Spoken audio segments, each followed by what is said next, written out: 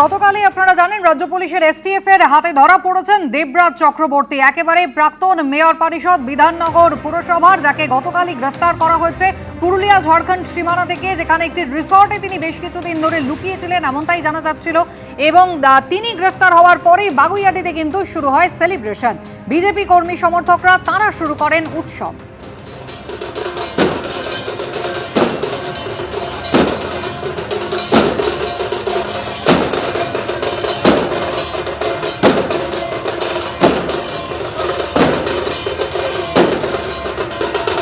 গতকাল পুরুলিয়া ঝাড়খণ্ড সীমানা থেকে গ্রেফতার করার পরে আজ ভোরবেলায় বাগুইআটি থানায় নিয়ে আসা হয়েছে দেবরাজ চক্রবর্তীকে এবং তার মেডিকেল টেস্ট হয়ে গিয়েছে। কিছুক্ষণের মধ্যে তাকে বারাসাত আদালতে নিয়ে যাওয়া হবে।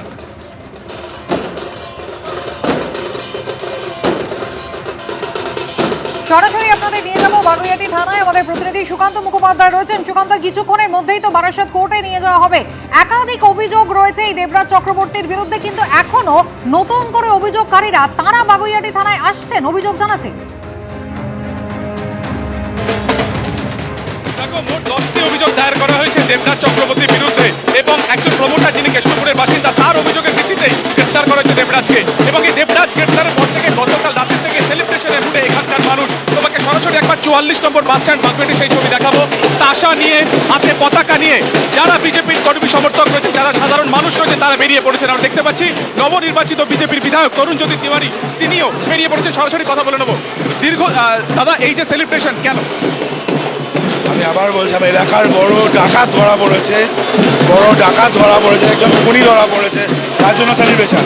আপনার এলাকা যদি চোর মুক্ত হয় আপনি সেলিব্রেট করবেন। একাধিক অভিযোগ, প্রায় 10টির মতন অভিযোগ ইতিমধ্যে দায়ের করা হয়েছে, যার মধ্যে এই 44 নম্বর অটো স্ট্যান্ডের যারা রয়েছে তারাও অভিযোগ করছেন যে প্রত্যেকটা ট্রিপে টাকা তোলা হতো, নতুন অটো বের করার ক্ষেত্রে টাকা তোলা হতো। কি নতুন অটো বার করার ক্ষেত্রে টাকা তোলা হতো? 10টা অভিযোগ ইতিমধ্যে দায়ের করা।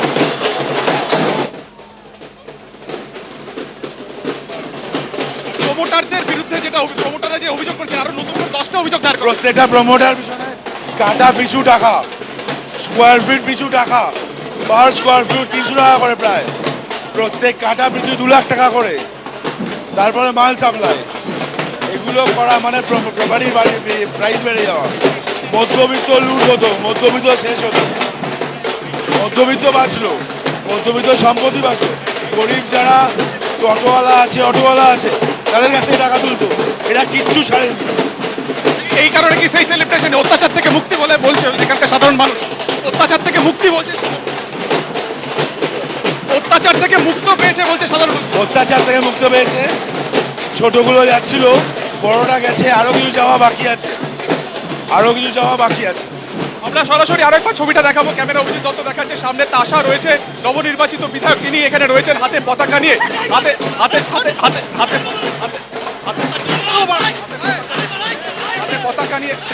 পতাকা নিয়ে কিন্তু তারা এখানে সেলিব্রেশন করছেন।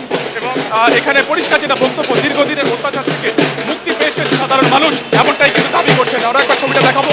অটো স্ট্যান্ডের এখানে রয়েছে যে ঠিক এই যে 44 নম্বর অটো স্ট্যান্ড, যেখানে গতকালকে দেবরাজ গ্রেফতারের পর থেকে এখানে সেলিব্রেশনে মেতে উঠেছেন বিজেপি কর্মী সমর্থক এবং সাধারণ মানুষরা। এবং আজকেও যে ছবি পরিষ্কার যেটা দেখা যাচ্ছে যে তরুণজ্যোতি তিওয়ারি রয়েছেন এবং তার সামনে এই তাসা রয়েছে, যেখানে বিজয় উল্লাস তারা করছেন। এবং এই যে চত্বর, অর্থাৎ এই যে গোটা জায়গা, সেখানে তারা প্রদক্ষিণ করছেন। ধন্যবাদ সুকান্ত।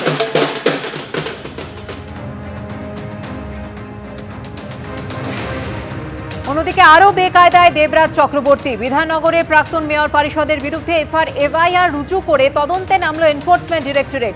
ধৃত প্রাক্তন তৃণমূল বিধায়ক অদিতি মুন্সির স্বামীর বিরুদ্ধে আগেই অভিযোগ করেছিলেন বিজেপি বিধায়ক তরুণজ্যোতি তিওয়ারি।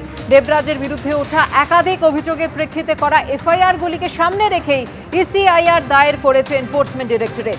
বিপুল অঙ্কের তোলাবাজির টাকা কি শুধুমাত্র দেবরাজ চক্রবর্তীর কাছেই পৌঁছেছিল?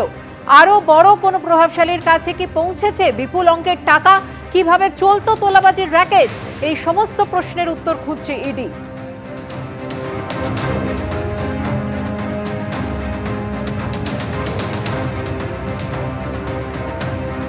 আর এবার দেবরাজ চক্রবর্তীর বিরুদ্ধে মুখ খুললেন বাগুইআটির প্রমোটার কিশোর হালদার। 2024-এ একটি নির্মাণ কাজের জন্য প্রাক্তন কাউন্সিলর সমরেশ চক্রবর্তীর বিরুদ্ধে 50 লক্ষ টাকা তোলা চাওয়ার অভিযোগ।